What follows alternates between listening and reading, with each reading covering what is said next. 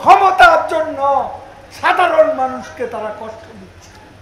বিদেশ থেকে অনেকে বিবৃতি দিচ্ছেন, অনেক সংস্থা, অনেক বিশ্ববিদ্যালয়ের শিক্ষকও আছেন, কারা অর্গানাইজ করছেন আমরা জানি। তাদেরকে বলবো, কারো প্ররোচনায় বিবৃতি না দিয়ে এখানে এসে মেট্রো রেলের ধ্বংসলীলা দেখুন, এলিভেটেড এক্সপ্রেসওয়ের ধ্বংসলীলা দেখুন। চ্যালেঞ্জ করে বলতে চাই, আমরা আক্রান্ত, আমরা আক্রমণকারী নয়। ছাদ থেকে ফেলে দিয়েছে 15 জনকে।